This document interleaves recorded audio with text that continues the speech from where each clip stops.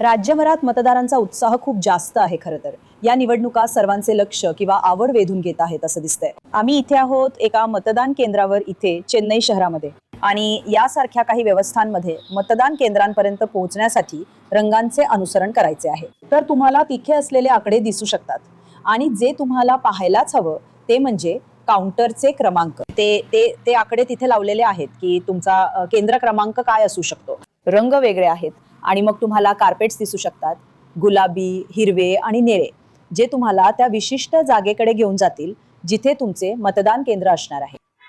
हो, 5.67 कोटी लोक मतदान करणार आहेत. तुमचे काय, तुम्ही तुमचे कर्तव्य बजावून आला आहात. मी आज यशस्वीपणे मतदान केले आहे. आज यशस्वीपणे मतदान केले. धन्यवाद. ठीक आहे. तर तो उत्साह ज्यामुळे ते स्वयंस्फूर्तीने येत आहेत आपली मते दर्शवण्यासाठी, हो, हे एक असे राज्य आहे जिथे एरवी फार जास्त मतदान झालेले नाही, मला म्हणावे लागेल. तामिळनाडूमध्ये 70 ते 75% मतदान असते, पण गेल्या काही निवडणुकांमध्ये, खरं तर चेन्नईमध्ये गेल्या 3 विधानसभा आणि लोकसभा निवडणुकांच्या आकडेवारीनुसार फक्त 55 ते 68% मतदान झाले. जरी उर्वरित तामिळनाडूमध्ये अर्थातच 70 ते 79% मतदान झाले होते. अर्थातच यावेळी ते जास्त असेल अशी आपण अपेक्षा करू शकतो, SIR वगळण्यामुळे, तसेच लोकांमध्ये मतदानासाठी असलेल्या अधिक उत्साहामुळे. एक खूपच गाजावाजा झालेली प्रचार मोहीम झाली आहे, ज्यामध्ये सर्व मुख्य राजकीय पक्ष, AIADMK युती, DMK युती, विजय तसेच सीमान, हे सर्वजण खूप जोमाने मतदान करत आहेत. आणि ही एक खूप चांगली प्रचार मोहीम होती, मी म्हणू का, घटनेविना. आणि प्रत्येकानं त्यांना जे काही मांडायचं होतं ते मांडलं आहे, आणि आता हे मतदारांवर अवलंबून आहे की त्यांनी ठरवावं की या विशिष्ट निवडणुकीत त्यांना कोणाला निवडून द्यायचं आहे. यावेळी अर्थातच याबद्दल बोललं गेलं आहे, तरुण मतांबद्दल बोललं जात आहे, महिलांच्या मतांबद्दल.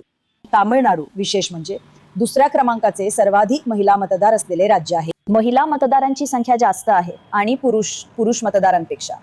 केरळ नंतर तामिळनाडू हे सर्वाधिक असे राज्य आहे जिथे महिला मतदारांची संख्या जास्त आहे. आणि काही ठिकाणी जसं की तुम्हाला माहित आहे दिंडीगुल किंवा थेनी सारख्या विशिष्ट मतदारसंघांमध्ये तुमच्याकडे कित्येक हजार महिला मतदार आहेत ज्यांची संख्या जास्त आहे.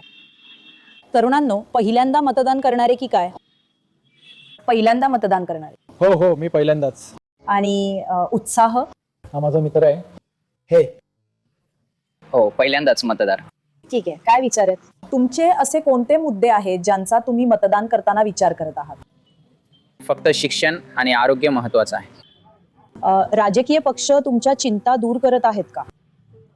कोणीच नाही. सगळे फक्त फुकट असंच म्हणतायत. त्यामुळे कोणीही या गोष्टींना महत्व देत नाहीये. फुकट सगळेजण फुकट घेत पण आहेत. काय करायचं? काय करायचं? मतदानाचा उत्साह. फक्त 1 मिनिट.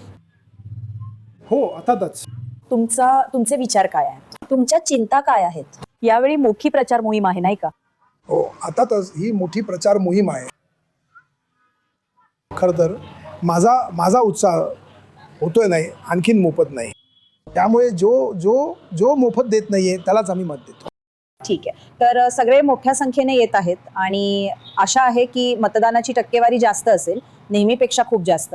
तसंही जसं मी सांगत होते, SIR मुळे सुद्धा अपेक्षित आहे, पण आशा आहे की मतदारांच्या उत्साहामुळे सुद्धा.